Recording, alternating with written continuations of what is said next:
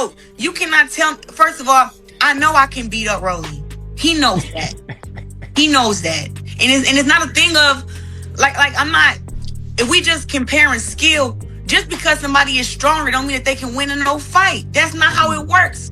This is my thing, and this is why I'm so happy that. So I want you to know something. I've been sparring against boys and men for 20 years. That's 2 decades of boxing. I didn't say I'm gonna go in there and knock Rolly out. I didn't say I can overpower him. I said I can outbox him. I've outboxed plenty of men who are professional boxers inside the ring. I don't know about you, but 20 million, that seems like a lot of cheddar. Oh man, I don't hit women. I just don't hit women. It's not even about the money. 20 million, 30 million, 100 million, bro.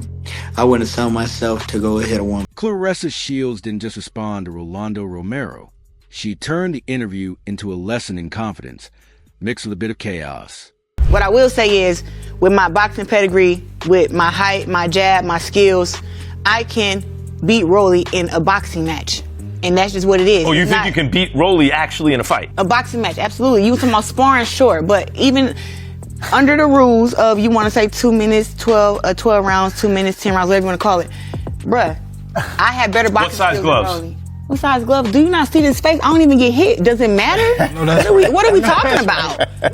What are we talking about? I fought Franchina and got 1 stitch, and it wasn't from her punch. It was from her thing on her glove. She kept pressing against my face. When Romero said, "I don't hit women," Claressa replied calmly. She said she wasn't asking him to hit her, only asking if he could keep up with her skills. People get it kind of, they always say, oh, you know, a woman can't beat a man. I spar with men. And I mean, I drop men, I bust men nose, I beat men up all the time. That they may be stronger than me, but their boxing abilities isn't like mine. Triple G, he's older now, but I can give Triple G a run for his money. I give him a run for his money. That's when everything changed. She wasn't talking about power or knockouts anymore. She focused on skill, timing, and boxing IQ. She made it clear she has been training with men for 20 years.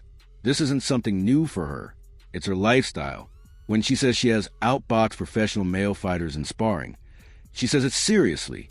She speaks like someone who has been doing this long, before many of these fighters even learn the basics. I don't know why she always targets me. I mean, I know you're not the first, because a couple of years back, I know her and Keith Thurman had words flying back and forth. Yeah, I never understood that one either. But it's still, at the end of it, I don't care. Me and her will never be in the ring. I do not hit women. She's great, but there's male and females, and it's divided for a reason. The funny part is that she says she does it respectfully. It's like she's teaching lessons while staying polite. She breaks opponents down in front of others like it's a live demonstration.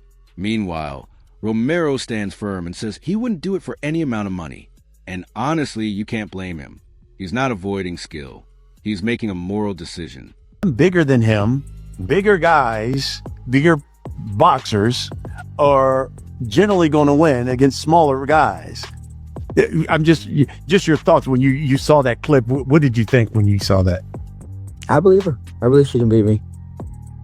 Yeah, she'll knock me out. I think you're being facetious. No, I'm being for her. I don't hit women. That's true. I understand that. No, I'm just. Did you shake your head, or did you say why? Out of all the names, did you pull your name out of the hat? No. I believe her. I truly believe she can beat me. But Claressa doesn't accept that. She's basically saying, "Don't try to protect me from a fight I'm choosing."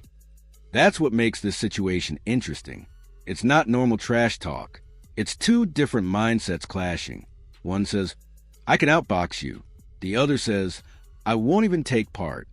And fans are left wondering who would actually win if it happened. His name. So, the only thing... Rolly catches more strays on this show. It's First of all, I love Rolly. He's a good dude. But when it comes to skill in boxing, he's not skilled. I'm not saying I'll get in the ring and I'll knock Rolly out. But What I will say is, with my boxing pedigree, with my height, my jab, my skills, I can beat Rolly in a boxing match. And that Just when the debate between Shields and Romero is already intense, Shakur Stevenson joins the conversation and adds another layer to it. Like a male like champion, like seriously, like on some real shit. Like I know she tough, but you think she could beat any man champion? My opinion is girls is girls, boys is boys. Right. A girl is gonna be a girl.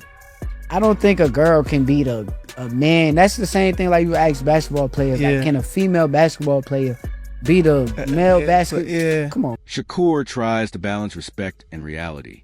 He clearly calls Claressa the best female boxer in the world. No doubt about it. But then he adds that men and women are different physically. That's where things get interesting.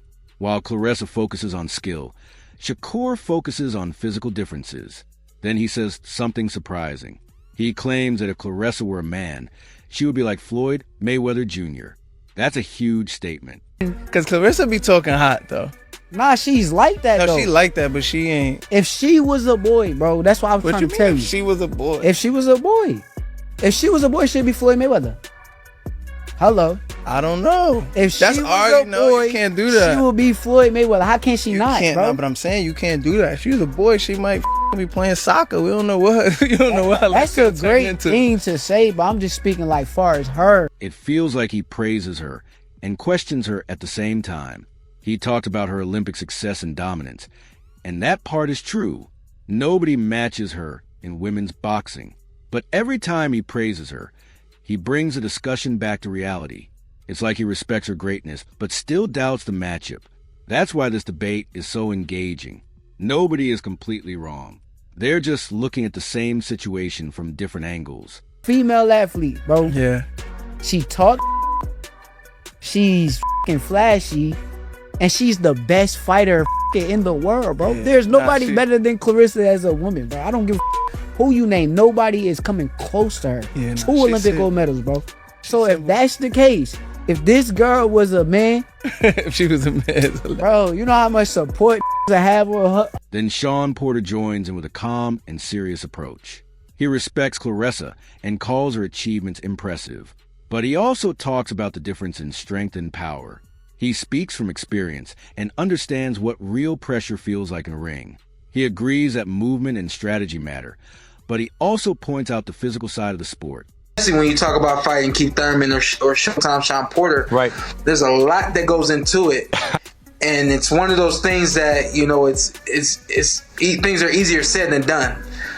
So that brings me to my next question, because I asked, I was like, look, I go, there's an obvious power and strength differential. Like she is dominant, in the women's division, but the strength and the power between the top women and the top men is a big deal. She said she's not worried about the strength and power because she said it's about movement, it's about setting traps, it's about sticking and moving, all that. Porter explains that sparring is not the same as a real fight. The men she spars would not try to hurt her the way they would in an actual match.